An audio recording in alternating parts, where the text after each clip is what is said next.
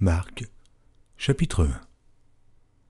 Commencement de l'évangile de Jésus-Christ, Fils de Dieu. Selon ce qui est écrit dans Ésaïe le prophète, « Voici, j'envoie devant toi mon messager, qui préparera ton chemin.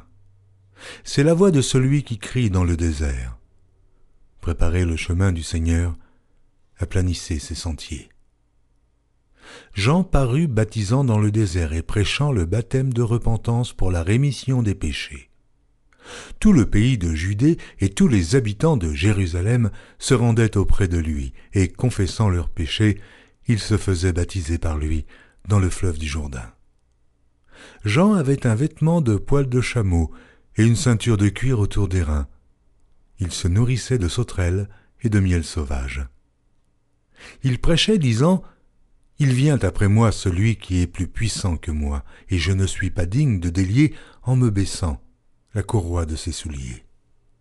Moi, je vous ai baptisé d'eau, lui vous baptisera du Saint-Esprit. » En ce temps-là, Jésus vint de Nazareth en Galilée, et il fut baptisé par Jean dans le Jourdain.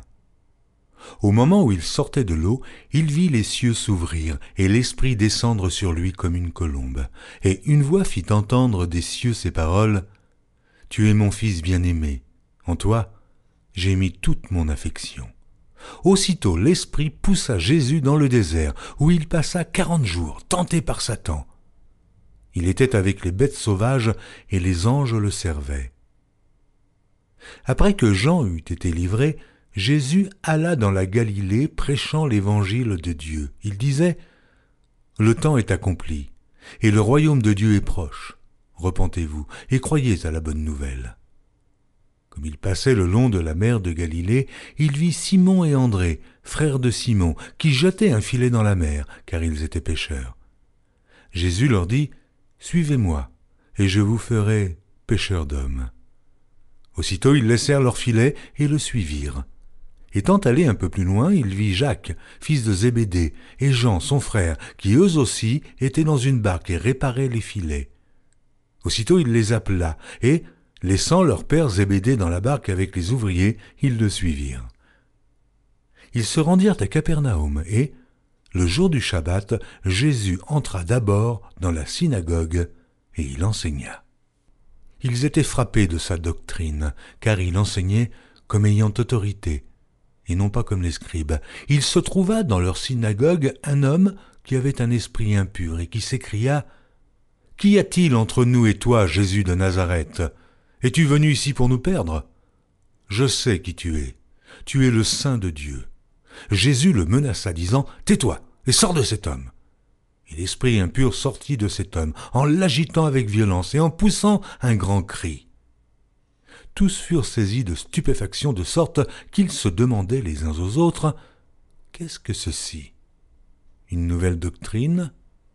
Il commande avec autorité même aux esprits impurs, et lui obéissent. Et sa renommée se répandit aussitôt dans tous les lieux environnants de la Galilée. En sortant de la synagogue, ils se rendirent avec Jacques et Jean à la maison de Simon et d'André.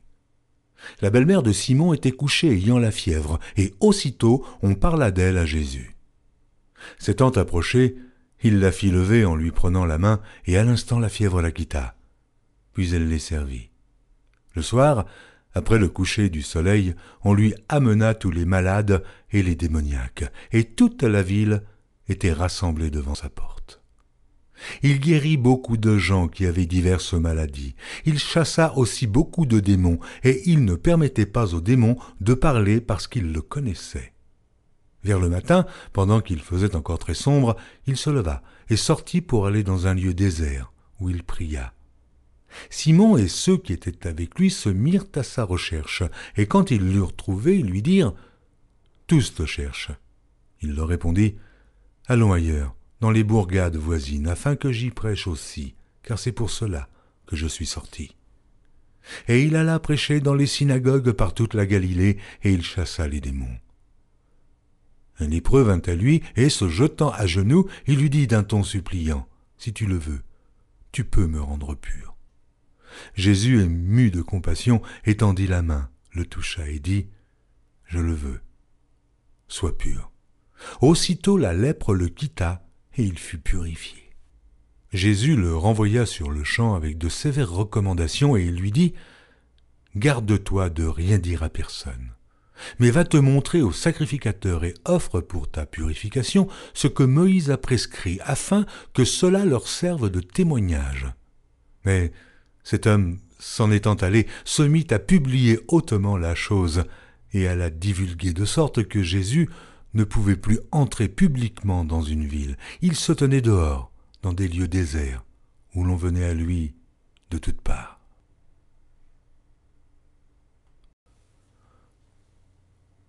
Marc, chapitre 2. Quelques jours après, Jésus revint à Capernaum. On apprit qu'il était à la maison, et il s'assembla un si grand nombre de personnes que l'espace devant la porte ne pouvait plus les contenir. Il leur annonçait la parole. Des gens vinrent à lui amenant un paralytique porté par 4 hommes. Comme ils ne pouvaient l'aborder à cause de la foule, ils découvrirent le toit de la maison où il était, et ils descendirent par cette ouverture le lit sur lequel le paralytique était couché. Jésus, voyant leur foi, dit au paralytique, « Mon enfant, tes péchés sont pardonnés. » Il y avait là quelques scribes qui étaient assis et qui se disaient au-dedans d'eux, « Comment cet homme parle-t-il ainsi ? Il blasphème. Qui peut pardonner les péchés si ce n'est Dieu seul ?» Jésus, ayant aussitôt connu par son esprit ce qu'ils pensaient au-dedans d'eux, leur dit, « Pourquoi avez-vous de telles pensées dans vos cœurs ?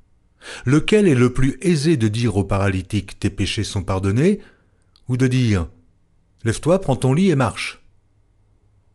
Or, afin que vous sachiez que le Fils de l'homme a sur la terre le pouvoir de pardonner les péchés, je te l'ordonne, dit-il au paralytique. Lève-toi, prends ton lit et va dans ta maison. Et à l'instant, il se leva, prit son lit et sortit en présence de tout le monde, de sorte qu'ils étaient tous dans l'étonnement et glorifiaient Dieu, disant « Nous n'avons jamais vu rien de pareil. » Jésus sortit de nouveau du côté de la mer. Toute la foule venait à lui, et il les enseignait. En passant, il vit Lévi, fils d'Alphée, assis au bureau des péages. Il lui dit « Suis-moi ». Lévi se leva et le suivit.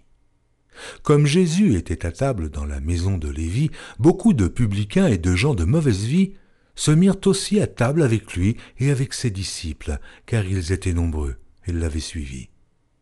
Les scribes et les pharisiens, le voyant manger avec les publicains et les gens de mauvaise vie, dirent à ses disciples « Pourquoi mange-t-il et boit-il avec les publicains et les gens de mauvaise vie ?» Ce que Jésus ayant entendu, il leur dit « Ce ne sont pas ceux qui se portent bien qui ont besoin de médecins, mais les malades. Je ne suis pas venu appeler des justes, mais des pécheurs. » Les disciples de Jean et les pharisiens jeûnaient. Ils vinrent dire à Jésus « Pourquoi les disciples de Jean et ceux des pharisiens jeûnent-ils, tandis que tes disciples ne jeûnent point ?» Jésus leur répondit « Les amis de l'époux peuvent-ils jeûner pendant que l'époux est avec eux ? Aussi longtemps qu'ils ont avec eux l'époux, ils ne peuvent jeûner. Les jours viendront où l'époux leur sera enlevé, et alors ils jeûneront en ce jour-là. Personne ne coud une pièce de drap neuf à un vieil habit. Autrement, la pièce de drap neuf emporterait une partie du vieux, et la déchirure serait pire. Et personne ne met du vin nouveau dans de vieilles outres. Autrement, le vin fait rompre les outres, et le vin et les outres sont perdus. Mais il faut mettre le vin nouveau dans des outres neuves. » Il arriva un jour de Shabbat que Jésus traversa des champs de blé. Ses disciples, chemin faisant, se mirent à arracher des épis. Les pharisiens lui dirent « Voici, pourquoi font-ils ce qui n'est pas permis pendant le Shabbat ?» Jésus leur répondit « N'avez-vous jamais lu ce que fit David lorsqu'il fut dans la nécessité et qu'il eut faim, lui et ceux qui étaient avec lui? Comment il entra dans la maison de Dieu du temps du souverain sacrificateur Abiatar et mangea les pains de proposition qu'il n'est permis qu'aux sacrificateurs de manger, et en donna même à ceux qui étaient avec lui. » Puis il leur dit « Le Shabbat a été fait pour l'homme, et non l'homme pour le Shabbat, de sorte que le Fils de l'homme est maître même du Shabbat. »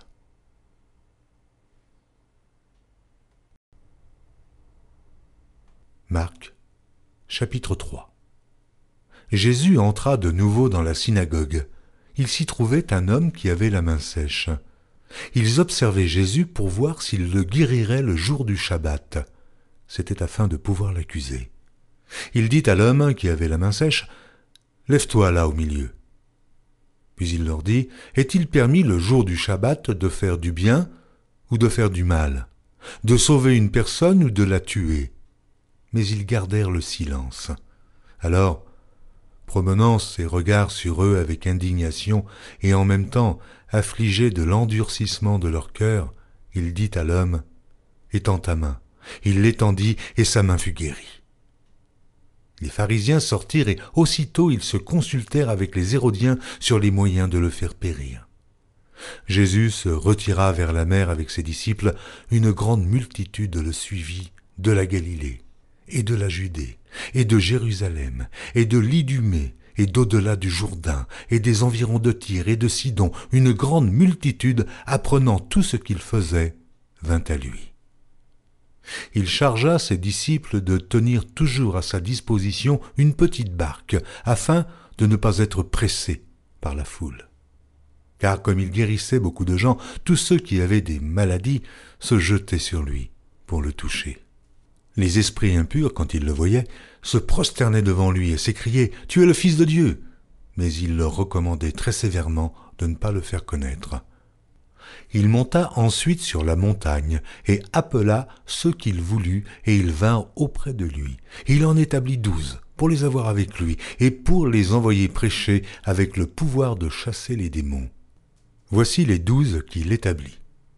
Simon, qu'il nomma Pierre, Jacques, fils de Zébédée, et Jean, frère de Jacques, auquel il donna le nom de Boanerges, qui signifie « fils du tonnerre », André, Philippe, Barthélemy, Matthieu, Thomas, Jacques, fils d'Alphée, Thaddée, Simon le Cananite, et Judas Iscario, celui qui livra Jésus. Ils se rendirent à la maison, et la foule s'assembla de nouveau, en sorte qu'ils ne pouvaient pas même prendre leur repas. Les parents de Jésus, ayant appris ce qui se passait, vinrent pour se saisir de lui, car ils disaient « Il est hors de sens ». Et les scribes, qui étaient descendus de Jérusalem, dirent « Il est possédé de Béelzébul. C'est par le prince des démons qu'il chasse les démons. » Jésus les appela et leur dit sous forme de parabole « Comment Satan peut-il chasser Satan ? Si un royaume est divisé contre lui-même, ce royaume ne peut subsister. Et si une maison est divisée contre elle-même, cette maison ne peut subsister. Si donc Satan se révolte contre lui-même, il est divisé et il ne peut subsister, mais c'en est fait de lui. Personne ne peut entrer dans la maison d'un homme fort et piller ses biens sans avoir auparavant lié cet homme fort. Alors il pillera sa maison. Je vous le dis en vérité, tous les péchés seront pardonnés aux fils des hommes et les blasphèmes qu'ils auront proférés. Mais quiconque blasphémera contre le Saint-Esprit n'obtiendra jamais de pardon. Il est coupable d'un péché éternel. Jésus parla ainsi parce qu'il disait « Il est possédé d'un esprit impur ». Survinrent sa mère et ses frères, qui, se tenant dehors, l'envoyèrent appeler. La foule était assise autour de lui, et on lui dit « Voici, ta mère et tes frères sont dehors et te demandent. » Et il répondit « Qui est ma mère? Et qui sont mes frères ?» Puis, jetant les regards sur ceux qui étaient assis autour de lui, « Voici, dit-il, ma mère et mes frères, car quiconque fait la volonté de Dieu, celui-là est mon frère, ma sœur et ma mère. »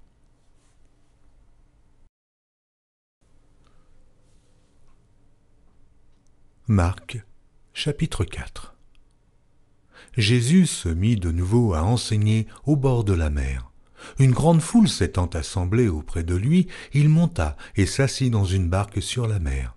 Toute la foule était à terre sur le rivage.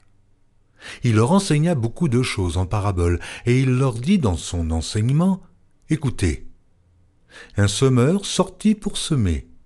Comme il semait, une partie de la semence tomba le long du chemin. Les oiseaux vinrent et la mangèrent. Une autre partie tomba dans un endroit pierreux, où elle n'avait pas beaucoup de terre. Elle leva aussitôt parce qu'elle ne trouva pas un sol profond, mais quand le soleil parut, elle fut brûlée et sécha, faute de racines. Une autre partie tomba parmi les épines montèrent et l'étouffèrent, et elle ne donna point de fruit. Une autre partie tomba dans la bonne terre, elle donna du fruit, qui montait et croissait, et elle rapportait 30, 60 et 100 pour un. Puis il dit, que celui qui a des oreilles pour entendre, entende. Lorsqu'il fut en particulier, ceux qui l'entouraient avec les 12 l'interrogèrent sur les paraboles. Il leur dit, « C'est à vous qu'a été donné le mystère du royaume de Dieu. Mais pour ceux qui sont dehors, tout se passe en paraboles, afin qu'en voyant, ils voient et n'aperçoivent point, et qu'en entendant, ils entendent et ne comprennent point, de peur qu'ils ne se convertissent et que les péchés ne leur soient pardonnés. » Il leur dit encore, « Vous ne comprenez pas ces paraboles. Comment donc comprendrez-vous toutes les paraboles ?» Le semeur sème la parole.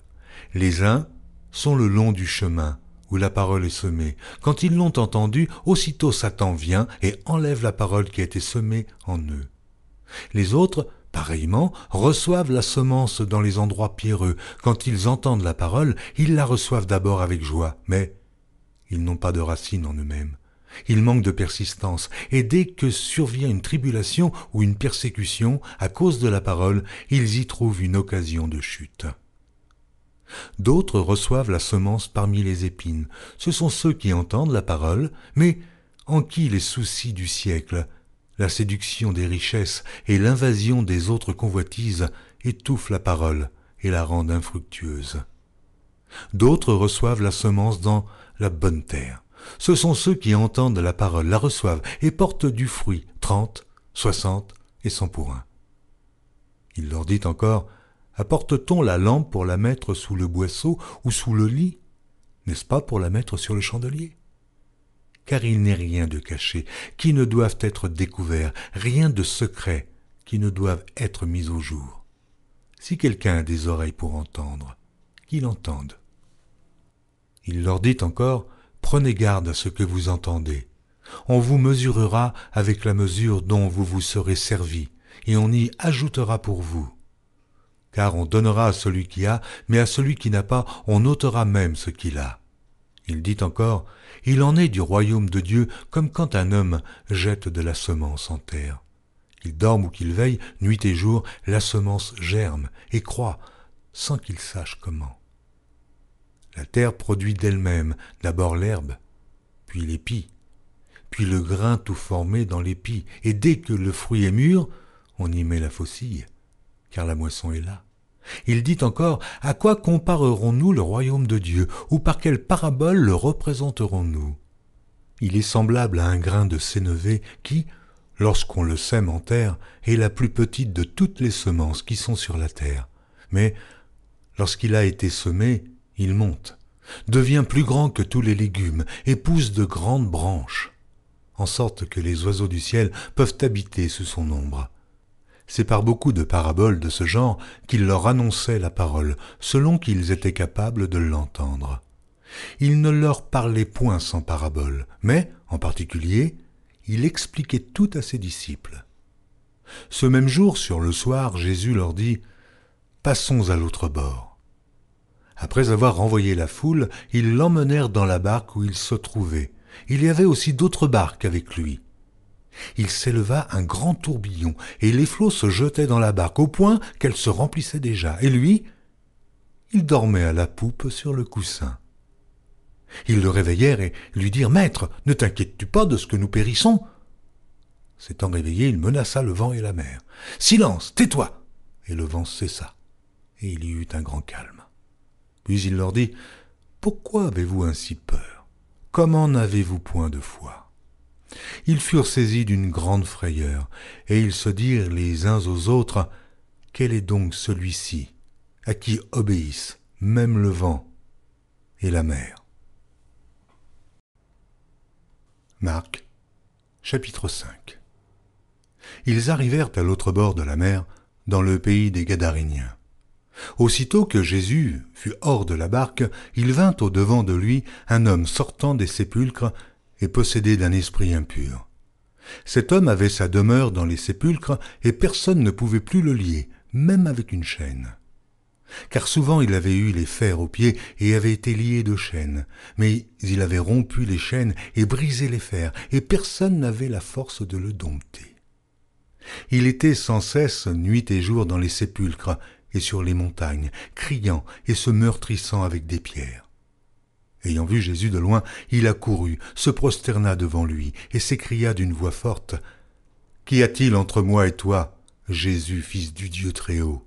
Je t'en conjure, au nom de Dieu, ne me tourmente pas. » Car Jésus lui disait : « Sors de cet homme, esprit impur. » Et il lui demanda : « Quel est ton nom ? » ?»« Légion est mon nom, lui répondit-il, car nous sommes plusieurs. » Et il le priait instamment de ne pas les envoyer hors du pays.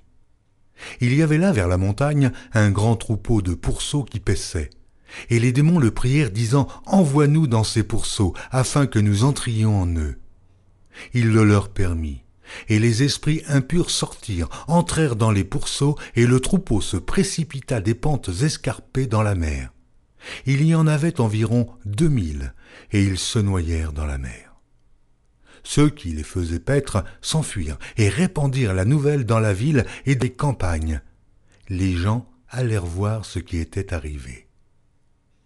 Ils vinrent auprès de Jésus, et ils virent le démoniaque, celui qui avait eu la légion, assis, vêtu et dans son bon sens, et ils furent saisis de frayeur. Ceux qui avaient vu ce qui s'était passé leur racontèrent ce qui était arrivé au démoniaque et au pourceau. Alors il se mit à supplier Jésus de quitter leur territoire. Comme il montait dans la barque, celui qui avait été démoniaque lui demanda la permission de rester avec lui. Jésus ne le lui permit pas, mais il lui dit : « Va dans ta maison, vers les tiens, et raconte-leur tout ce que le Seigneur t'a fait et comment il a eu pitié de toi. » Il s'en alla et se mit à publier dans la Décapole tout ce que Jésus avait fait pour lui, et tous furent dans l'étonnement. Jésus, dans la barque, regagna l'autre rive où une grande foule s'assembla près de lui. Il était au bord de la mer. Alors vint un des chefs de la synagogue, nommé Jaïrus, qui, l'ayant aperçu, se jeta à ses pieds et lui adressa cette instante prière : « Ma petite fille est à l'extrémité, viens, impose-lui les mains, afin qu'elle soit sauvée et qu'elle vive. » Jésus s'en alla avec lui, et une grande foule le suivait et le pressait. Or, il y avait une femme atteinte d'une perte de sang depuis 12 ans. Elle avait beaucoup souffert entre les mains de plusieurs médecins. Elle avait dépensé tout ce qu'elle possédait, et elle n'avait éprouvé aucun soulagement, mais était allée plutôt en empirant. Ayant entendu parler de Jésus, elle vint dans la foule par derrière et toucha son vêtement, car elle disait : « Si je puis seulement toucher ses vêtements, je serai guérie. » Au même instant, la perte de sang s'arrêta, et elle sentit dans son corps qu'elle était guérie de son mal. Jésus connut aussitôt en lui-même qu'une force était sortie de lui, et, se retournant au milieu de la foule, il dit : « Qui a touché mes vêtements ?» Ses disciples lui dirent : « Tu vois la foule qui te presse et tu dis qui m'a touché ?» Et il regardait autour de lui pour voir celle qui avait fait cela. La femme, effrayée et tremblante, sachant ce qui s'était passé en elle, vint se jeter à ses pieds et lui dit toute la vérité. Mais Jésus lui dit : « Ma fille, ta foi t'a sauvée. Va en paix et sois guérie de ton mal. » Comme il parlait encore, survinrent de chez le chef de la synagogue des gens qui dirent : « Ta fille est morte, pourquoi importuner davantage le maître ?» Mais Jésus, sans tenir compte de ces paroles, dit au chef de la synagogue : « Ne crains pas, crois seulement. » Et il ne permit à personne de l'accompagner, si ce n'est à Pierre, à Jacques et à Jean, frère de Jacques. Ils arrivèrent à la maison du chef de la synagogue, où Jésus vit une foule bruyante et des gens qui pleuraient, qui poussaient de grands cris. Il entra et leur dit : « Pourquoi faites-vous du bruit et pourquoi pleurez-vous ? L'enfant n'est pas morte, mais elle dort. » Et ils se moquaient de lui. Alors, ayant fait sortir tout le monde, il prit avec lui le père et la mère de l'enfant et ceux qui l'avaient accompagné, et il entra où était l'enfant. il la saisit par la main et lui dit « Talitha koumi », ce qui signifie « Jeune fille, lève-toi, je te le dis ». Aussitôt la jeune fille se leva et se mit à marcher, car elle avait 12 ans, et ils furent dans un grand étonnement.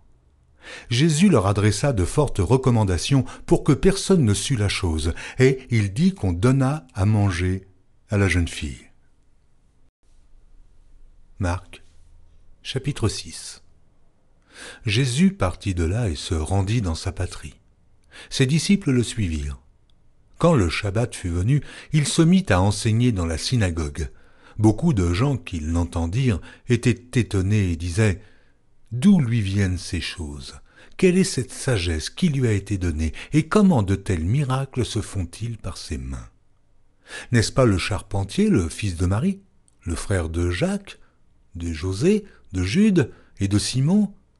Et ses sœurs ne sont-elles pas ici parmi nous ? » Et il était pour eux une occasion de chute. Mais Jésus leur dit, « Un prophète n'est méprisé que dans sa patrie, parmi ses parents et dans sa maison. Il ne put faire là aucun miracle, si ce n'est qu'il imposa les mains à quelques malades et les guérit. » Et ils s'étonnaient de leur incrédulité. Jésus parcourait les villages d'alentour en enseignant. Alors il appela les 12 et il commença à les envoyer 2 à 2 en leur donnant pouvoir sur les esprits impurs. Il leur prescrivit de ne rien prendre pour le voyage, si ce n'est un bâton, de n'avoir ni pain, ni sac, ni monnaie dans la ceinture, de chausser des sandales et de ne pas revêtir de tunique. Puis il leur dit, « Dans quelque maison que vous entriez, restez-y jusqu'à ce que vous partiez de ce lieu, et s'il y a quelque part des gens qui ne vous reçoivent ni ne vous écoutent, retirez-vous de là et secouez la poussière de vos pieds afin que cela leur serve de témoignage. » Ils partirent et ils prêchèrent la repentance. Ils chassaient beaucoup de démons et ils oignaient d'huile beaucoup de malades et les guérissaient. Le roi Hérode entendit parler de Jésus dont le nom était devenu célèbre et il dit « Jean-Baptiste est ressuscité des morts. » Et c'est pour cela qu'il se fait par lui des miracles. D'autres disaient « C'est Élie » et d'autres disaient « C'est un prophète, comme l'un des prophètes. » Mais Hérode, en apprenant cela, disait « Ce Jean que j'ai fait décapiter, c'est lui qui est ressuscité. » Car Hérode lui-même avait fait arrêter Jean et l'avait fait lier en prison à cause d'Hérodias, femme de Philippe, son frère, parce qu'il l'avait épousée et que Jean lui disait « Il ne t'est pas permis d'avoir la femme de ton frère. » Hérodias était irritée contre Jean et voulait le faire mourir, mais elle ne le pouvait, car Hérode craignait Jean, le connaissant pour un homme juste et saint. Il le protégeait et après l'avoir entendu, il était souvent perplexe et l'écoutait avec plaisir. Cependant, un jour propice arriva lorsque Hérode, à l'anniversaire de sa naissance, donna un festin assez grand aux chefs militaires et aux principaux de la Galilée. La fille d'Hérodias entra dans la salle. Elle dansa et plut à Hérode et à ses convives. Le roi dit à la jeune fille « Demande-moi ce que tu voudras et je te le donnerai. » Il ajouta avec serment « Ce que tu me demanderas, je te le donnerai. Fût-ce la moitié de mon royaume. » Étant sortie, elle dit à sa mère, « Que demanderai-je » Et sa mère répondit, « La tête de Jean-Baptiste. » Elle s'empressa de rentrer aussitôt vers le roi et lui fit cette demande, « Je veux que tu me donnes à l'instant, sur un plat, la tête de Jean-Baptiste. » Le roi fut attristé, mais à cause de ses serments et des convives, il ne voulut pas lui faire un refus. Il envoya sur le champ un garde avec ordre d'apporter la tête de Jean-Baptiste. Le garde alla décapiter Jean dans la prison et apporta la tête sur un plat. Il la donna à la jeune fille et la jeune fille la donna à sa mère.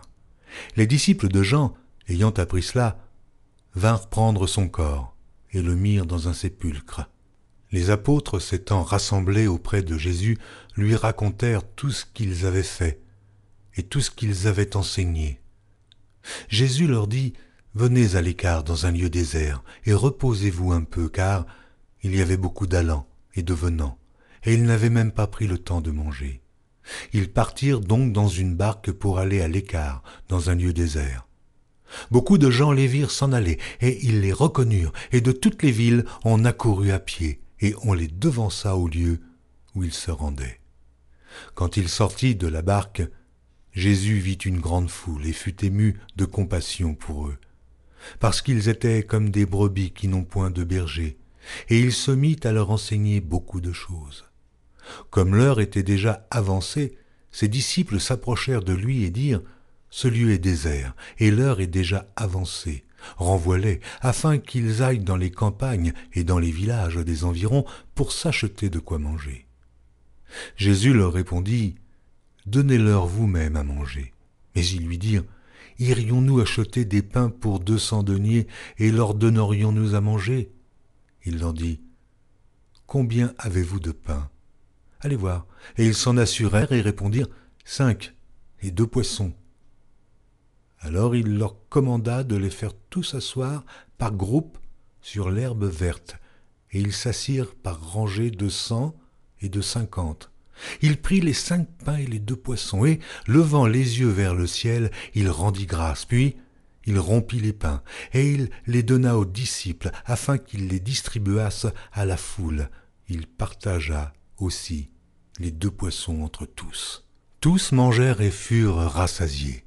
Et l'on emporta 12 paniers, pleins de morceaux de pain et de ce qui restait des poissons. Ceux qui avaient mangé les pains étaient 5000 hommes. Aussitôt après, il obligea ses disciples à monter dans la barque et à passer avant lui de l'autre côté, vers Bethsaïda, pendant que lui-même renverrait la foule. Quand il l'eut renvoyé, il s'en alla sur la montagne pour prier. Le soir étant venu, la barque était au milieu de la mer et Jésus était seul à terre. Il vit qu'ils avaient beaucoup de peine à ramer, car le vent leur était contraire. À la 4e veille de la nuit environ, il alla vers eux, marchant sur la mer, et il voulait les dépasser. Quand ils le virent marcher sur la mer, ils crurent que c'était un fantôme, et ils poussèrent des cris. Car ils le voyaient tous, et ils étaient troublés. Aussitôt Jésus leur parla et leur dit « Rassurez-vous, c'est moi. N'ayez pas peur. » Puis il monta vers eux dans la barque et le vent cessa. Ils furent en eux-mêmes tous stupéfaits et remplis d'étonnement, car ils n'avaient pas compris le miracle des pains parce que leur cœur était endurci. Après avoir traversé la mer, ils vinrent dans le pays de Génézareth et ils abordèrent. Quand ils furent sortis de la barque, les gens, ayant aussitôt reconnu Jésus, parcoururent tous les environs, et l'on se mit à apporter les malades sur des lits, partout où l'on apprenait qu'il était. En quelques lieux qu'il arriva dans les villages, dans les villes ou dans les campagnes, on mettait les malades sur les places publiques, et on le priait de leur permettre seulement de toucher le bord de son vêtement, et tous ceux qui le touchaient étaient guéris. Marc, chapitre 7. Les pharisiens et quelques scribes venus de Jérusalem s'assemblèrent auprès de Jésus. Ils virent quelques-uns de ses disciples prendre leur repas avec des mains impures, c'est-à-dire non lavées. Or les pharisiens et tous les juifs ne mangent pas sans s'être lavés soigneusement les mains, conformément à la tradition des anciens. Et quand ils reviennent de la place publique, ils ne mangent qu'après s'être purifiés. Oh, ils ont encore beaucoup d'autres observances traditionnelles, comme le lavage des coupes, des cruches et des vases d'airain. Et les pharisiens et les scribes lui demandèrent « Pourquoi tes disciples ne suivent-ils pas la tradition des anciens, mais prennent-ils leur repas avec des mains impures ?» Jésus leur répondit « Hypocrites, Ésaïe a bien prophétisé sur vous, ainsi qu'il est écrit « Ce peuple m'honore des lèvres, mais son cœur est éloigné de moi. C'est en vain qu'il m'honore, en donnant des préceptes qui sont des commandements d'hommes. Vous abandonnez le commandement de Dieu et vous observez la tradition des hommes. » Il leur dit encore, « Vous anéantissez fort bien le commandement de Dieu pour garder votre tradition, car Moïse a dit, « Honore ton père et ta mère. » Et celui qui maudira son père ou sa mère sera puni de mort. Mais vous, vous dites, « Si un homme dit à son père ou à sa mère, ce dont j'aurais pu t'assister est corban, c'est-à-dire une offrande à Dieu, vous ne le laissez plus rien faire pour son père ou pour sa mère, annulant ainsi la parole de Dieu par votre tradition que vous avez établie, et vous faites beaucoup d'autres choses semblables. » Ensuite, ayant de nouveau appelé la foule à lui, il lui dit : « Écoutez-moi tous et comprenez. Il n'est hors de l'homme rien qui, entrant en lui, puisse le souiller. Mais ce qui sort de l'homme, c'est ce qui le souille. Si quelqu'un a des oreilles pour entendre, qu'il entende. » Lorsqu'il fut entré dans la maison, loin de la foule, ses disciples l'interrogèrent sur cette parabole. Il leur dit : « Vous aussi, êtes-vous donc sans intelligence ? Ne comprenez-vous pas que rien de ce qui du dehors entre dans l'homme ne peut le souiller ? Car cela n'entre pas dans son cœur, mais dans son ventre, puis s'en va dans des lieux secrets, qui purifient tous les aliments. » Il dit encore : « Ce qui sort de l'homme, c'est ce qui souille l'homme. Car c'est du dedans, c'est du cœur des hommes que sortent les mauvaises pensées, les adultères, les impudicités, les meurtres, les vols, les cupidités, les méchancetés, la fraude, le dérèglement, le regard envieux, la calomnie, l'orgueil, la folie. Toutes ces choses sont mauvaises et sortent du dedans et souillent l'homme. » Jésus, étant parti de là, s'en alla dans le territoire de Tyr et de Sidon. Il entra dans une maison désirant que personne ne le sût, mais il ne put rester caché. Car une femme, dont la fille était possédée d'un esprit impur, entendit parler de Jésus et vint se jeter à ses pieds. Cette femme était grecque, syro-phénicienne d'origine. Elle le pria de chasser le démon hors de sa fille.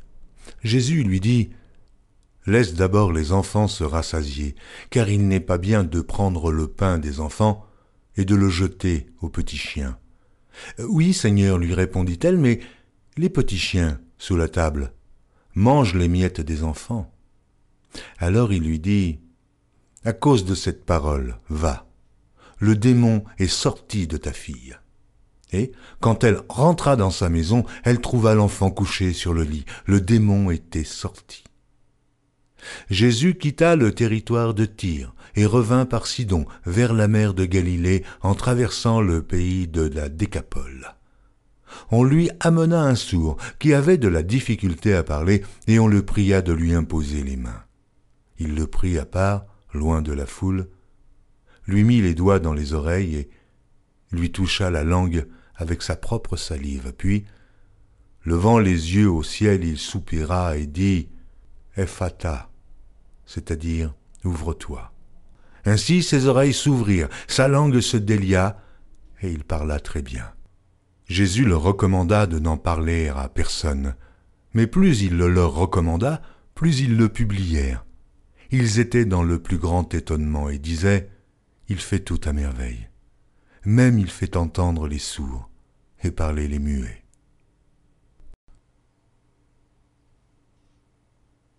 Marc, chapitre 8.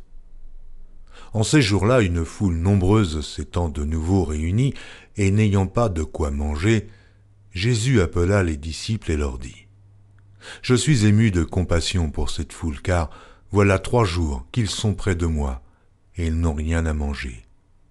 Si je les renvoie chez eux à jeun, les forces leur manqueront en chemin, car quelques-uns d'entre eux sont venus de loin. » Ses disciples lui répondirent : « Comment pourrait-on les rassasier de pain ici, dans un lieu désert ?» Jésus leur demanda : « Combien avez-vous de pain ? » 7, répondit-il.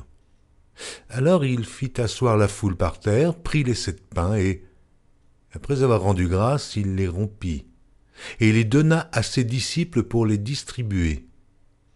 Et ils les distribuèrent à la foule. Il avait encore quelques petits poissons, et Jésus, ayant rendu grâce, les fit aussi distribuer. Ils mangèrent et furent rassasiés, et l'on emporta 7 corbeilles pleines de morceaux qui restaient. Ils étaient environ 4000 hommes. Ensuite, Jésus les renvoya. Aussitôt, il monta dans la barque avec ses disciples et se rendit dans la contrée de Dalmanuta. Les pharisiens survinrent, se mirent à discuter avec Jésus et, pour l'éprouver, lui demandèrent un signe venant du ciel. Jésus, soupirant profondément en son esprit, dit : Pourquoi cette génération demande-t-elle un signe? Je vous le dis en vérité, il ne sera point donné de signe à cette génération. » Puis il les quitta et remonta dans la barque pour passer sur l'autre bord. Les disciples avaient oublié de prendre des pains. Il n'en avait qu'un seul avec eux dans la barque. Jésus leur fit cette recommandation. « Gardez-vous avec soin du levain des pharisiens et du levain d'Hérode. » Les disciples raisonnaient entre eux et disaient « C'est parce que nous n'avons pas de pain. » Jésus, l'ayant connu, leur dit « Pourquoi raisonnez-vous sur ce que vous n'avez pas de pain? Êtes-vous encore sans intelligence et ne comprenez-vous pas? Avez-vous le cœur endurci? Ayant des yeux, ne voyez-vous pas? Ayant des oreilles, n'entendez-vous pas? Et n'avez-vous point de mémoire? Quand j'ai rompu les 5 pains pour les 5000 hommes, combien de paniers pleins de morceaux avez-vous emportés? 12, lui répondirent-ils. Et quand j'ai rompu les 7 pains pour les 4000 hommes, combien de corbeilles pleines de morceaux avez-vous emportés? 7, répondirent-ils. Et il leur dit, ne comprenez-vous pas encore? Ils se rendirent à Bethsaïda, et on amena vers Jésus un aveugle, qu'on le pria de toucher. Il prit l'aveugle par la main, et le conduisit hors du village, puis il lui mit de la salive sur les yeux, lui imposa les mains, et lui demanda s'il voyait quelque chose. Il regarda et dit, « J'aperçois les hommes, mais j'en vois comme des arbres, et qui marchent. » Jésus lui mit de nouveau les mains sur les yeux, et, quand l'aveugle regarda fixement, il fut guéri, et vit tout distinctement. Alors Jésus le renvoya dans sa maison en disant, « N'entre pas au village. » Jésus s'en alla avec ses disciples dans les villages de Césarée et de Philippe, et il leur posa en chemin cette question, « Qui dit-on que je suis ?» Ils répondirent, « Jean-Baptiste, les autres, Élie, les autres l'un des prophètes, et vous, leur demanda-t-il, « Qui dites-vous que je suis ?» Pierre lui répondit, « Tu es le Christ. » Jésus leur recommanda sévèrement de ne dire cela de lui à personne. Alors il commença à leur apprendre qu'il fallait que le Fils de l'homme souffrit beaucoup, qu'il fût rejeté par les anciens, par les principaux sacrificateurs et par les scribes, qu'il fût mis à mort et qu'il ressuscita 3 jours après. Il leur disait ces choses ouvertement, et Pierre, l'ayant pris à part, se mit à le reprendre. Mais Jésus, se retournant et regardant ses disciples, réprimanda Pierre et dit, « Arrière de moi, Satan ! Car tu ne conçois pas les choses de Dieu, tu n'as que des pensées humaines. » Puis, ayant appelé la foule avec ses disciples, il leur dit, « Si quelqu'un veut venir après moi, qu'il renonce à lui-même, qu'il se charge de sa croix et qu'il me suive. Car celui qui voudra sauver sa vie la perdra, mais celui qui perdra sa vie à cause de moi et de la bonne nouvelle la sauvera. Et que sert-il à un homme de gagner tout le monde s'il perd son âme? Que donnerait un homme en échange de son âme? Car quiconque aura honte de moi et de mes paroles, au milieu de cette génération adultère et pécheresse, le Fils de l'homme aussi aura honte de lui quand il viendra dans la gloire de son Père avec les saints anges. » Marc, chapitre 9. Il leur dit encore, « Je vous le dis en vérité, quelques-uns de ceux qui sont ici ne mourront point, qu'ils n'aient vu le royaume de Dieu venir avec puissance. » 6 jours après, Jésus prit avec lui Pierre, Jacques et Jean, et il les conduisit seuls à l'écart sur une haute montagne. Il fut transfiguré devant eux. Ses vêtements devinrent resplendissants, et d'une telle blancheur qu'il n'est pas de foulon sur la terre qui puisse blanchir ainsi. Élie et Moïse leur apparurent, s'entretenant avec Jésus.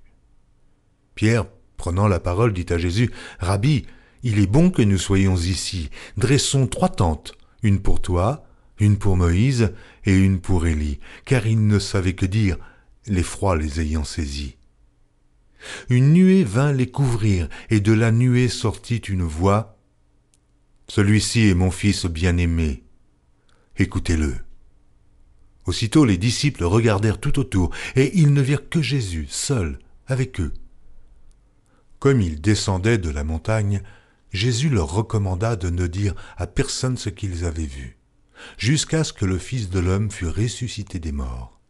Ils retinrent cette parole, se demandant entre eux ce que c'est que ressusciter des morts. Les disciples lui firent cette question: « Pourquoi les scribes disent-ils qu'il faut qu'Élie vienne premièrement ?»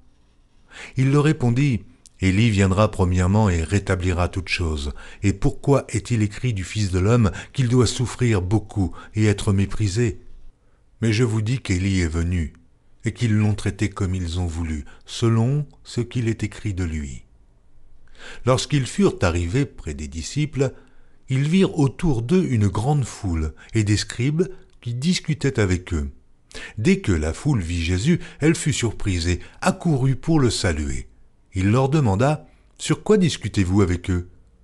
Et un homme de la foule lui répondit: « Maître, j'ai amené auprès de toi mon fils qui est possédé d'un esprit muet. En quelque lieu qu'il le saisisse, il le jette par terre. L'enfant écume, grince des dents et devient tout raide.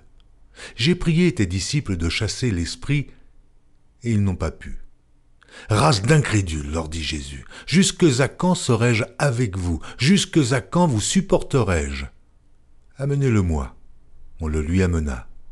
Et aussitôt que l'enfant vit Jésus, l'esprit l'agita avec violence. Il tomba par terre et se roulait en écumant.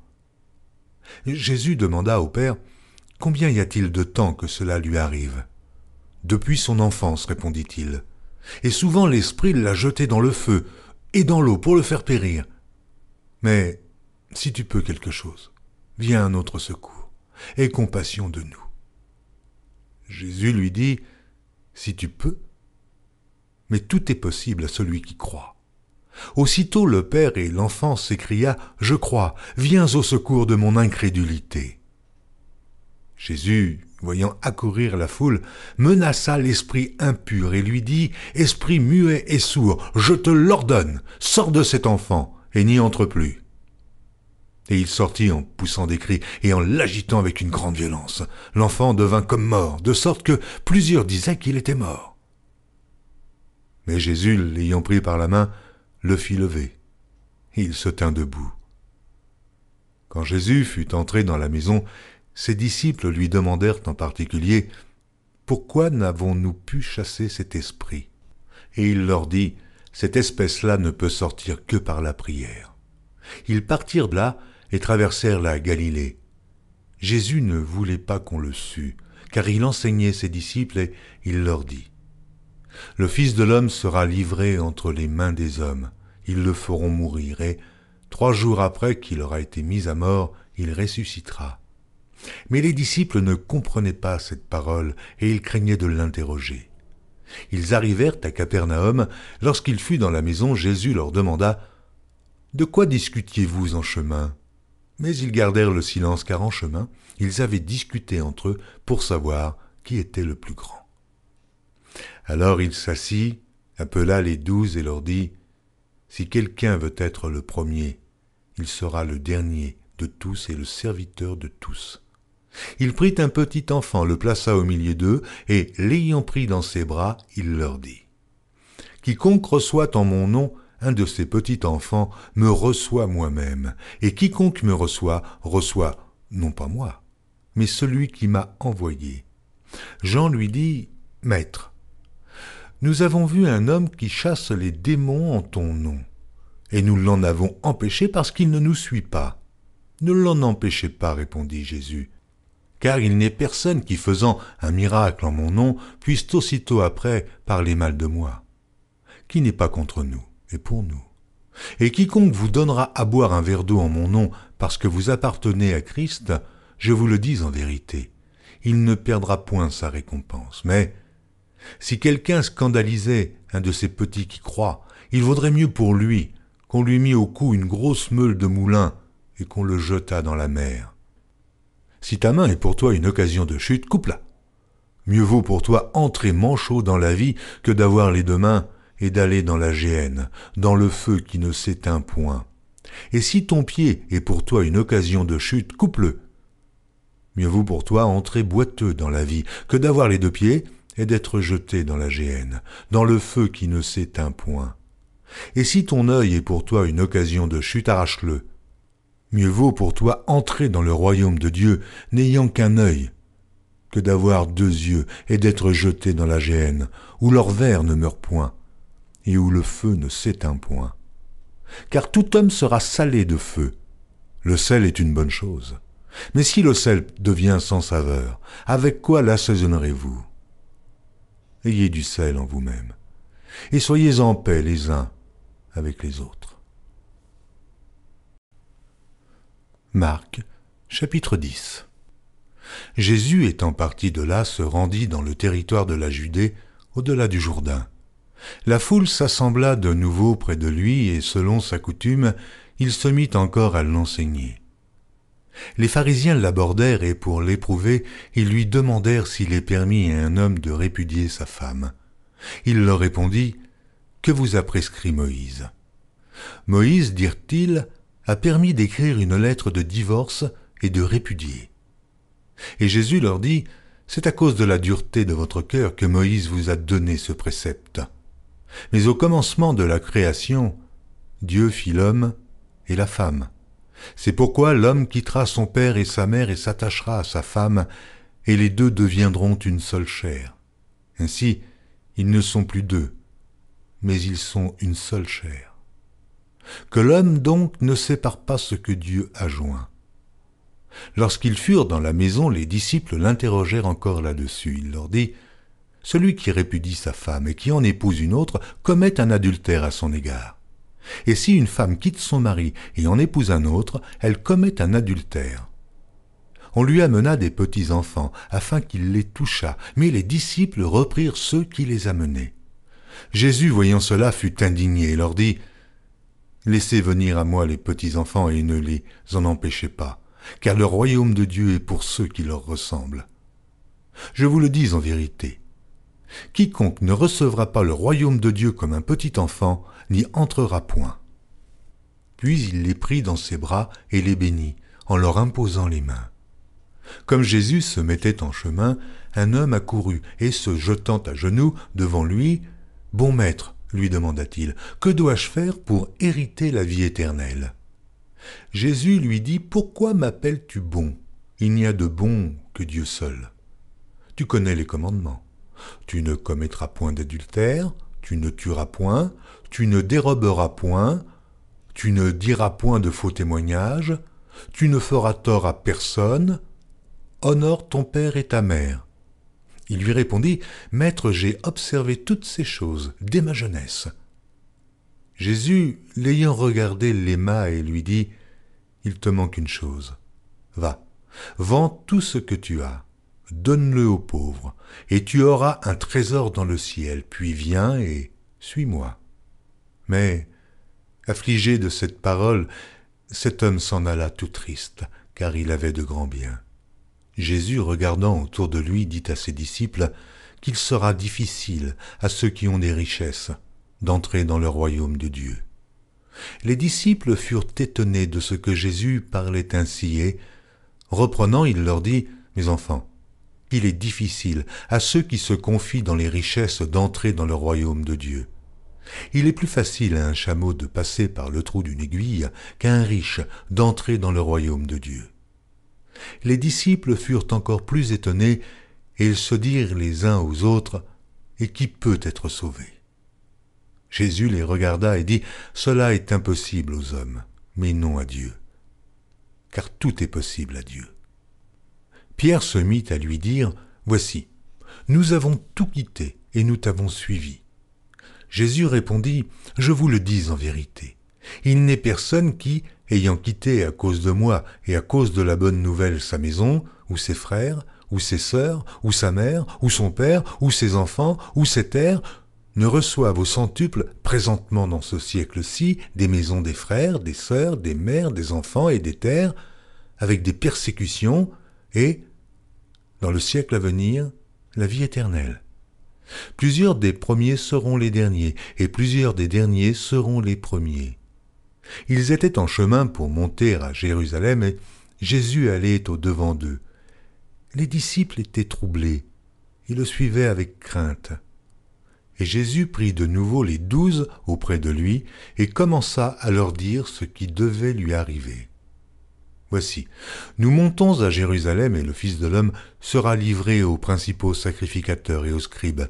Ils le condamneront à mort et ils le livreront aux païens qui se moqueront de lui, cracheront sur lui, le battront de verges et le feront mourir. Et 3 jours après, il ressuscitera. Les fils de Zébédée, Jacques et Jean, s'approchèrent de Jésus et lui dirent « Maître, nous voudrions que tu fisses pour nous ce que nous te demanderons. » Il leur dit « Que voulez-vous que je fasse pour vous ?» « Accorde-nous, lui dirent-ils, d'être assis l'un à ta droite et l'autre à ta gauche, quand tu seras dans la gloire. » Jésus leur répondit « Vous ne savez ce que vous demandez. Pouvez-vous boire la coupe que je dois boire, ou être baptisé du baptême dont je dois être baptisé ?» Nous le pouvons, dirent-ils. Et Jésus leur répondit, « Il est vrai que vous boirez la coupe que je dois boire, et que vous serez baptisés du baptême dont je dois être baptisé. Mais pour ce qui est d'être assis à ma droite ou à ma gauche, cela ne dépend pas de moi, et ne sera donné qu'à ceux à qui cela est réservé. » Les 10, ayant entendu cela, commencèrent à s'indigner contre Jacques et Jean.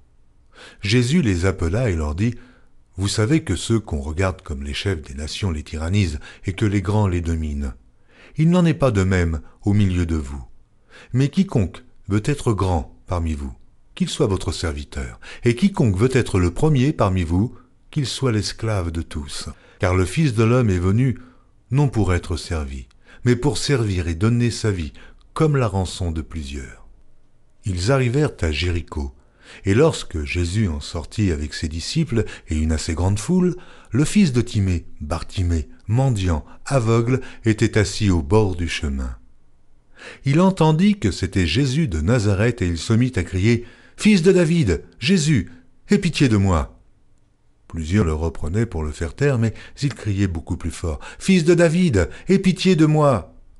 Jésus s'arrêta et dit « Appelez-le. » Ils appelèrent l'aveugle en lui disant « Prends courage, lève-toi, il t'appelle. » L'aveugle jeta son manteau et se levant d'un bond, vint vers Jésus.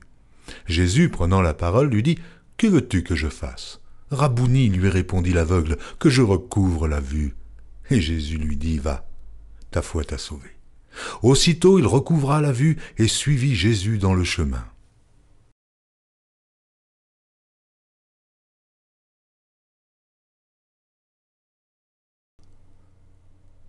Marc, chapitre 11.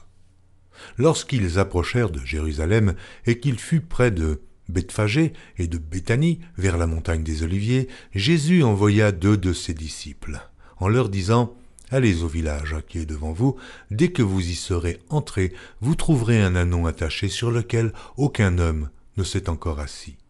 Détachez-le et amenez-le. Si quelqu'un vous dit « Pourquoi faites-vous cela ?» répondez « Le Seigneur en a besoin. » Et à l'instant, il le laissera venir ici. Les disciples, étant allés, trouvèrent l'ânon attaché dehors, près d'une porte, au contour du chemin, et ils le détachèrent. Quelques-uns de ceux qui étaient là leur dirent « Mais que faites-vous? Pourquoi détachez-vous cet ânon ?» Ils répondirent comme Jésus l'avait dit, et on les laissa aller. Ils amenèrent à Jésus l'ânon, sur lequel ils jetèrent leurs vêtements, et Jésus s'assit dessus. Beaucoup de gens étendirent leurs vêtements sur le chemin, et d'autres des branches qu'ils coupèrent dans les champs. Ceux qui précédaient et ceux qui suivaient Jésus criaient « Hosanna, béni soit celui qui vient au nom du Seigneur, béni soit le règne qui vient, le règne de David notre Père, Hosanna dans les lieux très hauts. » Jésus entra à Jérusalem dans le temple. Quand il eut tout considéré, comme il était déjà tard, il s'en alla à Béthanie avec les 12. Le lendemain, après qu'ils furent sortis de Béthanie, Jésus eut faim. Apercevant de loin un figuier qui avait des feuilles, il alla voir s'il y trouverait quelque chose, et, s'en étant approché, il ne trouva que des feuilles, car ce n'était pas la saison des figues. Prenant alors la parole, il lui dit « Que jamais personne ne mange de ton fruit. » Et ses disciples l'entendirent. Ils arrivèrent à Jérusalem, et Jésus entra dans le temple, et il se mit à chasser ceux qui vendaient et qui achetaient dans le temple. Il renversa les tables des changeurs et les sièges des vendeurs de pigeons, et ne laissant personne transporter aucun objet à travers le temple. Et il enseignait et disait, « N'est-il pas écrit ?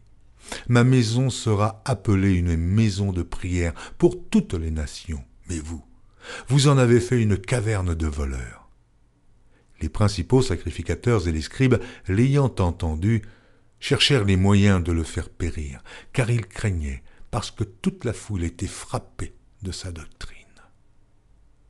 Quand le soir fut venu, Jésus sortit de la ville. Le matin, en passant, les disciples virent le figuier séché jusqu'aux racines. Pierre, se rappelant ce qui s'était passé, dit à Jésus, « Rabbi, regarde le figuier que tu as maudit, a séché. » Jésus prit la parole et leur dit, « Ayez foi en Dieu. Je vous le dis en vérité, si quelqu'un dit à cette montagne, « Ôte-toi de là et jette-toi dans la mer », et s'il ne doute point en son cœur, mais croit que ce qu'il a dit arrive, il le verra s'accomplir. C'est pourquoi je vous dis, tout ce que vous demanderez en priant, croyez que vous l'avez reçu, et vous le verrez s'accomplir. Et, lorsque vous êtes debout, faisant votre prière, si vous avez quelque chose contre quelqu'un, pardonnez, afin que votre Père qui est dans les cieux vous pardonne aussi vos offenses. Mais si vous ne pardonnez pas, votre Père qui est dans les cieux ne vous pardonnera pas non plus vos offenses. Ils se rendirent de nouveau à Jérusalem et, pendant que Jésus se promenait dans le temple, les principaux sacrificateurs et les scribes et les anciens vinrent à lui et lui dirent « Par quelle autorité fais-tu ces choses ? Et qui t'a donné l'autorité de les faire ?» Jésus leur répondit « Je vous adresserai aussi une question. Répondez-moi, et je vous dirai par quelle autorité je fais ces choses. Le baptême de Jean, venait-il du ciel ou des hommes ? Répondez-moi. » Mais ils raisonnèrent ainsi entre eux. Si nous répondons du ciel, il dira « Pourquoi donc n'avez-vous pas cru en lui ?» Et si nous répondons des hommes, ils craignaient le peuple, car tous tenaient réellement Jean pour un prophète. Alors ils répondirent à Jésus « Nous ne savons. » Et Jésus leur dit « Moi non plus. Je ne vous dirai pas par quelle autorité je fais ces choses. » Marc, chapitre 12. Jésus se mit ensuite à leur parler en parabole. Un homme planta une vigne. Il l'entoura d'une haie, creusa un pressoir et bâtit une tour. Puis il la ferma à des vignerons et quitta le pays.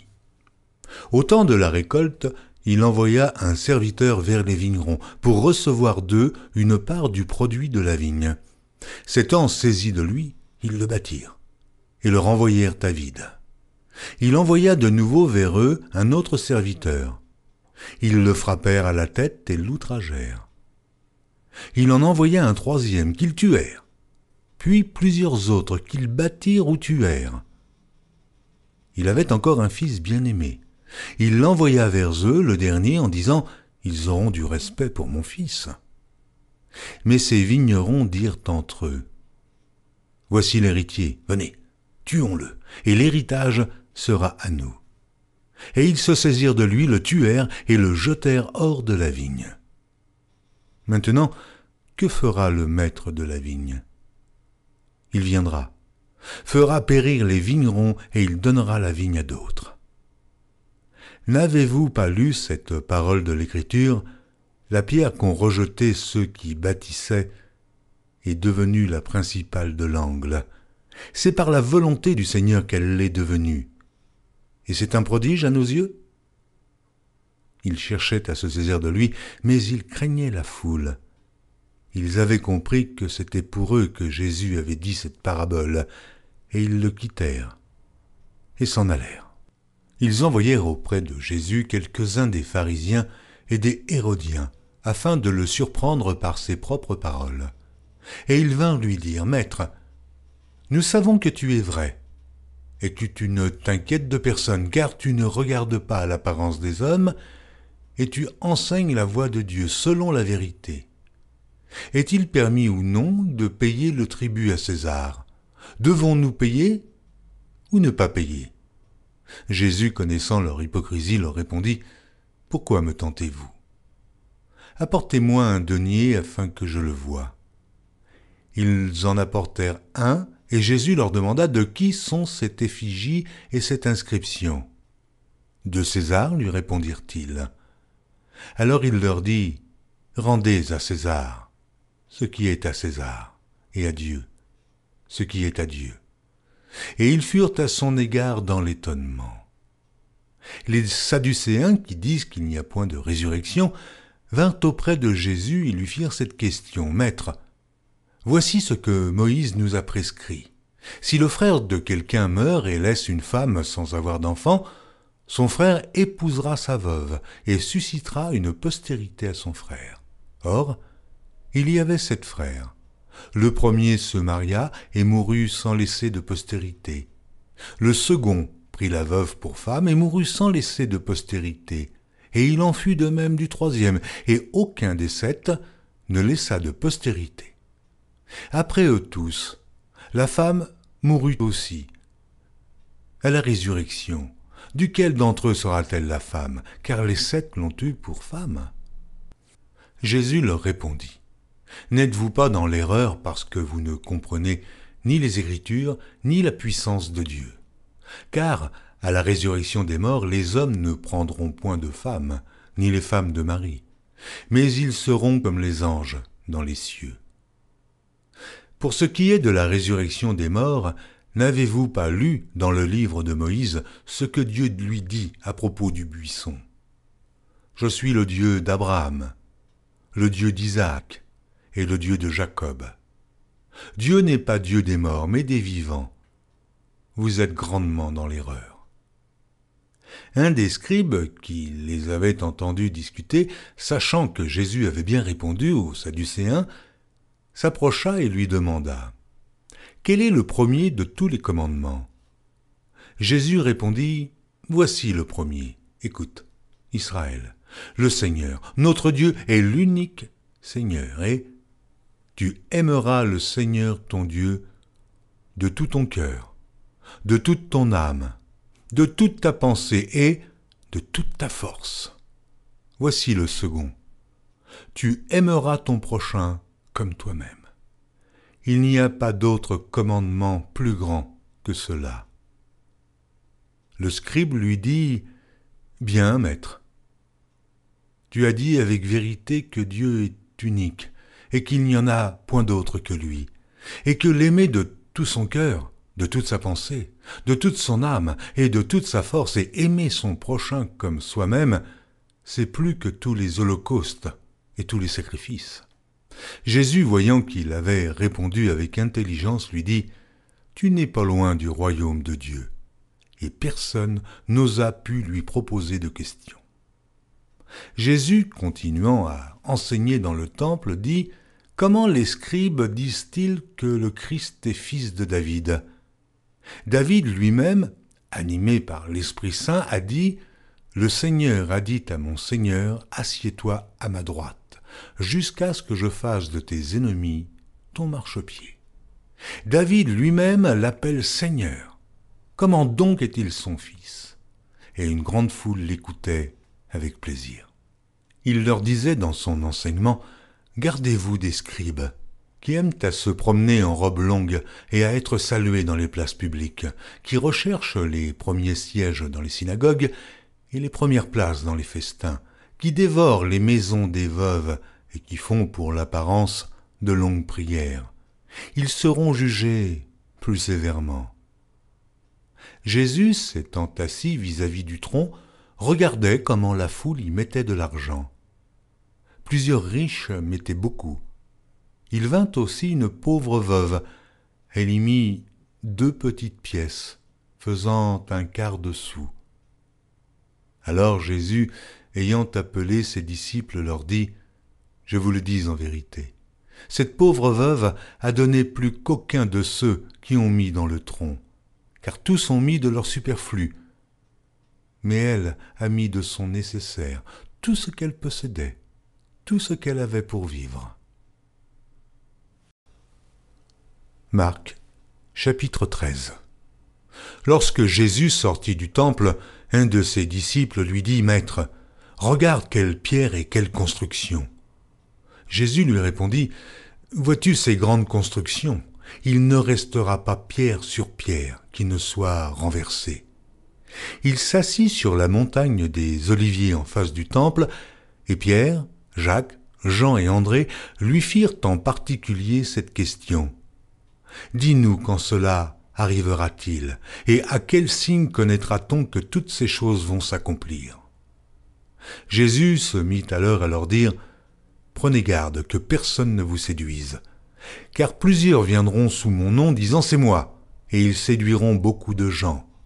Quand vous entendrez parler de guerre et de bruit de guerre, ne soyez pas troublés, car il faut que ces choses arrivent, mais ce ne sera pas encore la fin.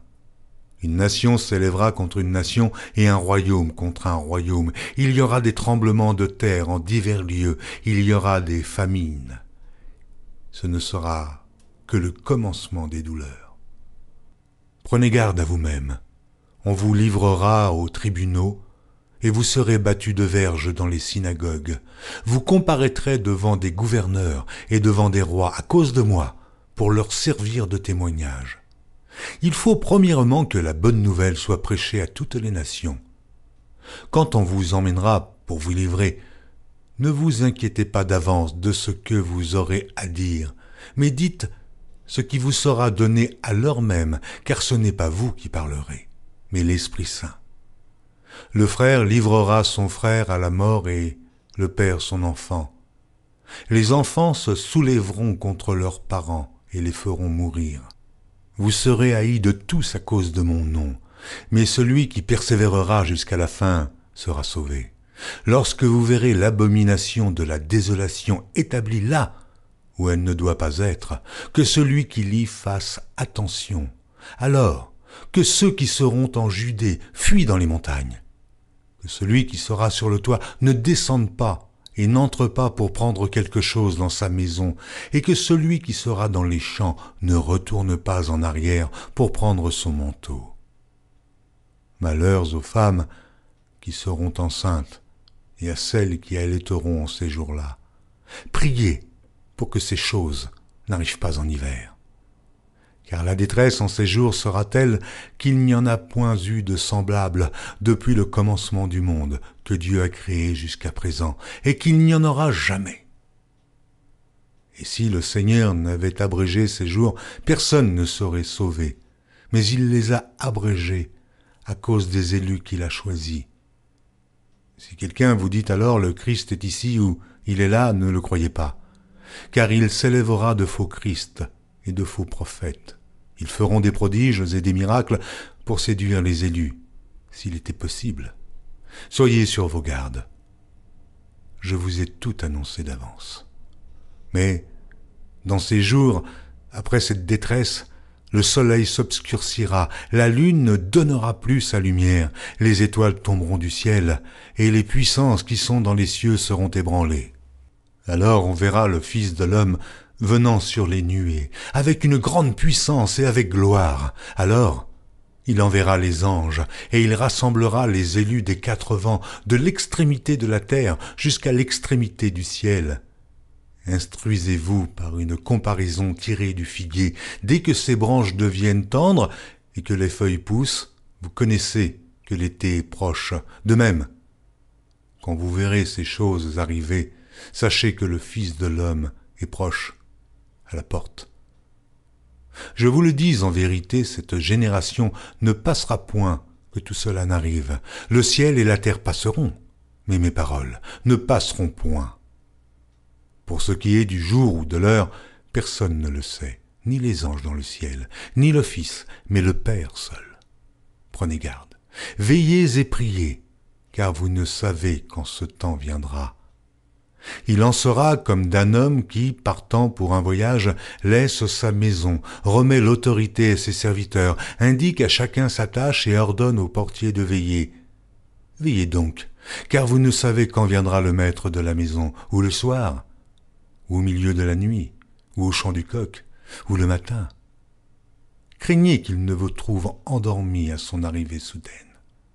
Ce que je vous dis, je le dis à tous. Veillez. Marc, chapitre 14.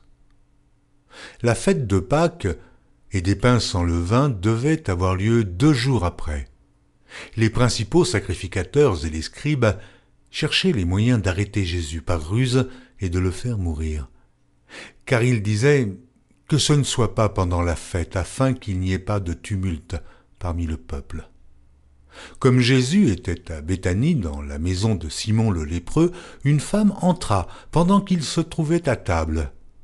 Elle tenait un vase d'albâtre qui renfermait un parfum de nard pur de grand prix, et, ayant rompu le vase, elle répandit le parfum sur la tête de Jésus. Quelques-uns exprimèrent entre eux leur indignation. À quoi bon perdre ce parfum? On aurait pu le vendre plus de 300 deniers et de les donner aux pauvres. Et ils s'irritaient contre cette femme. Mais Jésus dit, « Laissez-la. Pourquoi lui faites-vous de la peine? Elle a fait une bonne action à mon égard. Car vous avez toujours les pauvres avec vous, et vous pouvez leur faire du bien quand vous voulez, mais vous ne m'avez pas toujours. Elle a fait ce qu'elle a pu.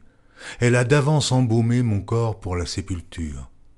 Je vous le dis en vérité, partout où la bonne nouvelle sera prêchée dans le monde entier, on racontera aussi en mémoire de cette femme ce qu'elle a fait. » Judas Iscario, l'un des 12, alla vers les principaux sacrificateurs afin de leur livrer Jésus.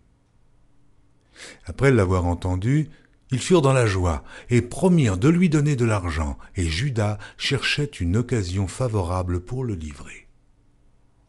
Le premier jour des pains sans levain, où l'on immolait la Pâque, les disciples de Jésus lui dirent « Où veux-tu que nous allions te préparer la Pâque ?» Et il envoya 2 de ses disciples et leur dit « Allez à la ville, vous rencontrerez un homme portant une cruche d'eau, suivez-le. Quelque part qu'il entre, dites au maître de la maison, le maître dit « Où est le lieu où je mangerai la Pâque avec mes disciples ?»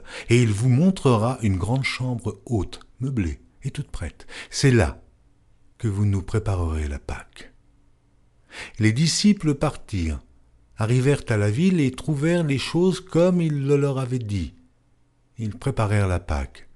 Le soir étant venu, il arriva avec les 12. Pendant qu'ils étaient à table et qu'ils mangeaient, Jésus dit « Je vous le dis en vérité, l'un de vous qui mange avec moi me livrera. » Ils commencèrent à s'attrister et à lui dire, l'un après l'autre, « Est-ce moi ?» Il leur répondit, « C'est l'un des 12 qui met avec moi la main dans le plat. » Le Fils de l'homme s'en va selon ce qui est écrit de lui, mais malheur à l'homme par qui le Fils de l'homme est livré. Mieux vaudrait pour cet homme qu'il ne fût pas né. Pendant qu'il mangeait, Jésus prit du pain et, après avoir rendu grâce, il le rompit et le leur donna en disant « Prenez, ceci est mon corps. » Il prit ensuite une coupe et après avoir rendu grâce, il la leur donna. Et ils burent tous. Et il leur dit, « Ceci est mon sang, le sang de l'alliance, qui est répandu pour plusieurs. Je vous le dis en vérité, je ne boirai plus jamais du fruit de la vigne jusqu'au jour où je le boirai nouveau dans le royaume de Dieu. » Après avoir chanté les cantiques, ils se rendirent à la montagne des Oliviers. Jésus leur dit, « Vous serez tous scandalisés, car il est écrit, « Je frapperai le berger, et les brebis seront dispersées, mais, après que je serai ressuscité, je vous précéderai en Galilée. » Pierre lui dit, « Quand tous seraient scandalisés, je ne serai pas scandalisé. » Et Jésus lui dit, « Je te le dis en vérité, toi, aujourd'hui, cette nuit même, avant que le coq chante 2 fois, tu me renieras 3 fois. » Mais Pierre reprit plus fortement, « Quand il me faudrait mourir avec toi, je ne te renierai pas. » Et tous dirent la même chose. Ils allèrent ensuite dans un lieu appelé Gethsémane, et Jésus dit à ses disciples, « Asseyez-vous ici, pendant que je prierai. » Il prit avec lui Pierre, Jacques et Jean, et il commença à éprouver de la frayeur, et des angoisses. Et il leur dit, « Mon âme est triste jusqu'à la mort. Restez ici, éveillés. » Puis, ayant fait quelques pas en avant, il se jeta contre terre et pria que, s'il était possible, cette heure s'éloignât de lui. Il disait, « Abba, Père, toutes choses te sont possibles. Éloigne de moi cette coupe. Toutefois, non pas ce que je veux, mais ce que tu veux. » Et il vint vers les disciples qu'il trouva endormis, et il dit à Pierre, « Simon, tu dors, tu n'as pu veiller 1 heure. Veillez et priez afin que vous ne tombiez pas en tentation. L'esprit est bien disposé, mais la chair est faible. » Il s'éloigna de nouveau et fit la même prière. Il revint et les trouva encore endormis, car leurs yeux étaient appesantis. Ils ne surent que lui répondre. Il revint pour la 3e fois et leur dit, « Dormez maintenant et reposez-vous. C'est assez, l'heure est venue. Voici, le Fils de l'homme est livré aux mains des pécheurs. Levez-vous, allons. Voici celui qui me livre approche. » Et aussitôt, comme il parlait encore, arriva Judas, l'un des 12, et avec lui une foule, armée d'épées et de bâtons, envoyée par les principaux sacrificateurs, par les scribes et par les anciens. Celui qui le livrait leur avait donné ce signe. « Celui que je baiserai, c'est lui. Saisissez-le et emmenez-le sûrement. » Dès qu'il fut arrivé, il s'approcha de Jésus, disant « Rabbi !» et il le baisa. Alors, ces gens mirent la main sur Jésus et le saisirent. Un de ceux qui étaient là, tirant l'épée, frappa le serviteur du souverain sacrificateur et lui emporta l'oreille.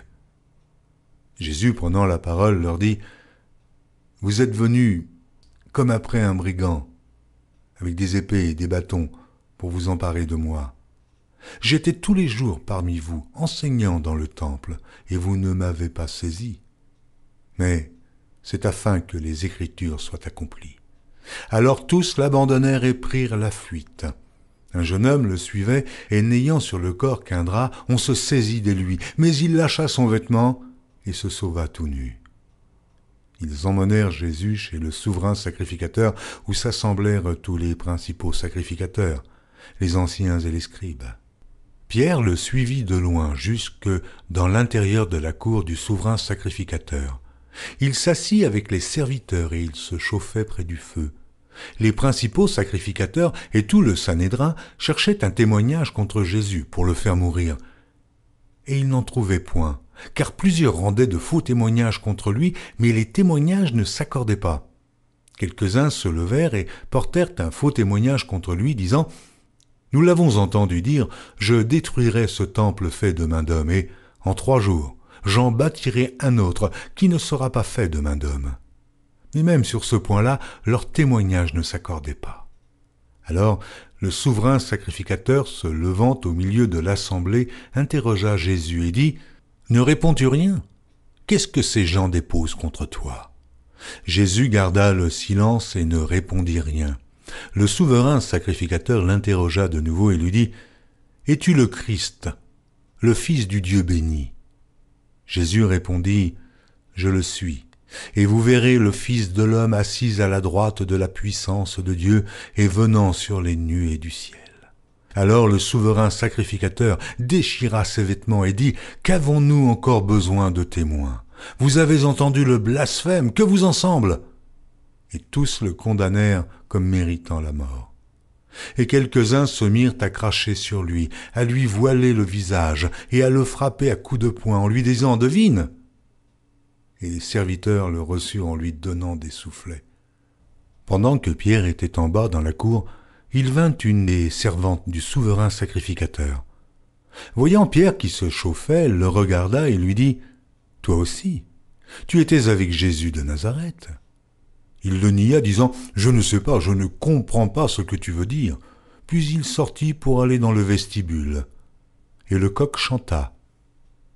La servante, l'ayant vu, se mit de nouveau à dire à ceux qui étaient présents « Celui-ci est de ces gens-là. » et il le nia de nouveau. Peu après, ceux qui étaient présents dirent encore à Pierre, « Certainement, tu es de ces gens-là, car tu es galiléen. » Alors il commença à faire des imprécations et à jurer, « Je ne connais pas cet homme dont vous parlez. » Aussitôt, pour la seconde fois, le coq chanta. Et Pierre se souvint de la parole que Jésus lui avait dite. « Avant que le coq chante 2 fois, tu me renieras 3 fois. » Et en y réfléchissant, il pleurait. Marc, chapitre 15. Dès le matin, les principaux sacrificateurs tinrent conseil avec les anciens et les scribes et tout le Sanhédrin, et après avoir lié Jésus, ils l'emmenèrent et le livrèrent à Pilate. Pilate l'interrogea. « Es-tu le roi des Juifs ?» Jésus lui répondit, « Tu le dis. » Les principaux sacrificateurs portaient contre lui plusieurs accusations. Pilate l'interrogea de nouveau, « Ne réponds-tu rien ? Vois de combien de choses il t'accuse. » Et Jésus ne fit plus aucune réponse, ce qui étonna Pilate. À chaque fête, il relâchait un prisonnier, celui que demandait la foule. Il y avait en prison un nommé Barabbas avec ses complices, pour un meurtre qu'il avait commis dans une sédition. La foule, étant montée, se mit à demander ce qu'il avait coutume de leur accorder. Pilate leur répondit, « Voulez-vous que je vous relâche le roi des Juifs ?» Car il savait que c'était par envie que les principaux sacrificateurs l'avaient livré. Mais les chefs des sacrificateurs excitèrent la foule, afin que Pilate leur relâchât plutôt Barabbas. Pilate, reprenant la parole, leur dit, « Que voulez-vous donc que je fasse de celui que vous appelez le roi des Juifs ?» Ils crièrent de nouveau, « Crucifie-le !» Pilate leur dit, « Mais quel mal a-t-il fait ?» Et ils crièrent encore plus fort, « Crucifie-le, crucifie-le !» Pilate, voulant satisfaire la foule, leur relâcha Barabbas et, après avoir fait battre de verges Jésus, il leur livra pour être crucifié. Les soldats conduisirent Jésus dans l'intérieur de la cour, c'est-à-dire dans le prétoire, et ils assemblèrent toute la cohorte. Ils le revêtirent de pourpre et posèrent sur sa tête une couronne d'épines qu'ils avaient tressée. Puis ils se mirent à le saluer. « Salut, roi des Juifs !» Et ils lui frappaient la tête avec un roseau, crachaient sur lui, et, fléchissant les genoux, ils se prosternaient devant lui. Après s'être ainsi moqués de lui, ils lui ôtèrent la pourpre, lui remirent ses vêtements et l'emmenèrent pour le crucifier. Ils forcèrent à porter la croix de Jésus un passant qui revenait des champs, Simon de Cyrène, père d'Alexandre et de Rufus, et ils conduisirent Jésus au lieu nommé Golgotha, ce qui signifie lieu du crâne. Ils lui donnèrent à boire du vin mêlé de myrrhe, mais il ne le prit pas. Ils le crucifièrent et se partagèrent ses vêtements en tirant au sort pour savoir ce que chacun aurait. C'était la 3e heure quand ils le crucifièrent. L'inscription indiquant le sujet de sa condamnation portait ces mots, « Le roi des Juifs ». Ils crucifièrent avec lui 2 brigands, l'un à sa droite et l'autre à sa gauche. Ainsi fut accompli ce que dit l'Écriture. Il a été mis au nombre des malfaiteurs.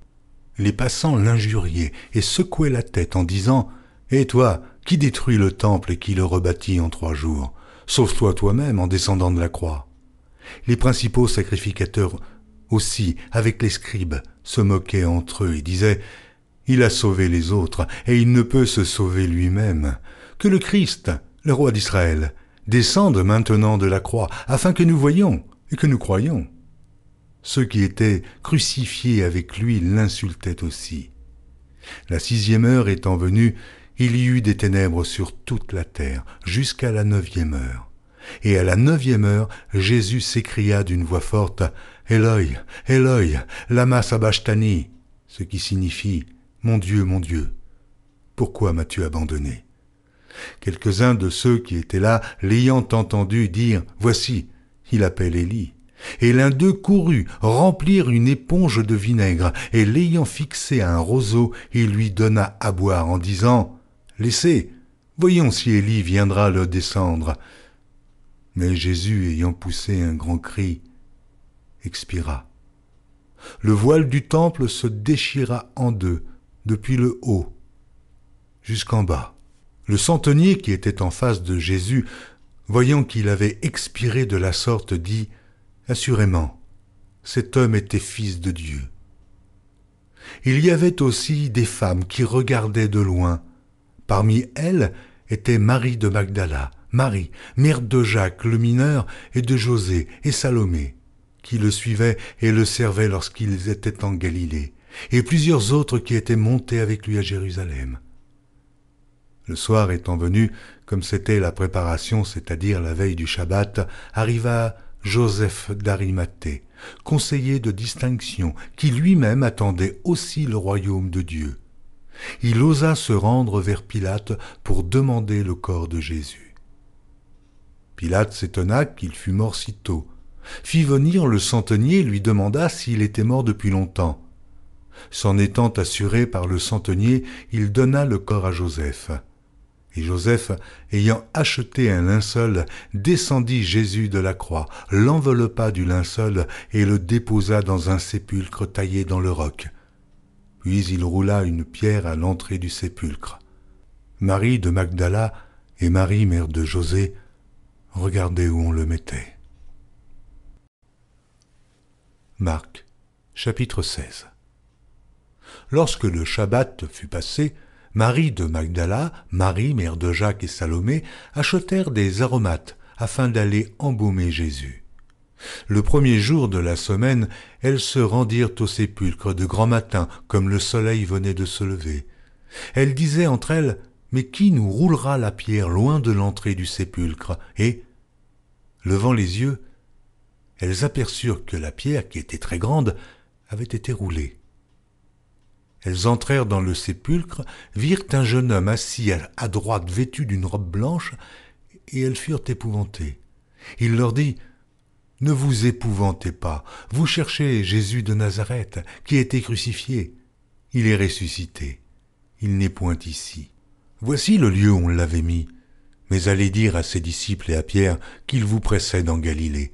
C'est là que vous le verrez, comme il vous l'a dit. » Elles sortirent du sépulcre et s'enfuirent. La peur et le trouble les avaient saisies, et elles ne dirent rien à personne à cause de leur effroi.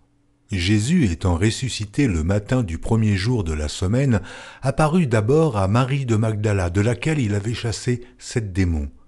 Elle alla emporter la nouvelle à ceux qui avaient été avec lui et qui s'affligeaient et pleuraient. Quand ils entendirent qu'il vivait et qu'elle l'avait vu, ils ne le crurent point. Après cela, il apparut sous une autre forme à 2 d'entre eux qui étaient en chemin pour aller à la campagne. Ils revinrent l'annoncer aux autres, qui ne les crurent pas non plus. Enfin, il apparut aux 11, pendant qu'ils étaient à table, et il leur reprocha leur incrédulité et la dureté de leur cœur, parce qu'ils n'avaient pas cru ceux qui l'avaient vu ressusciter.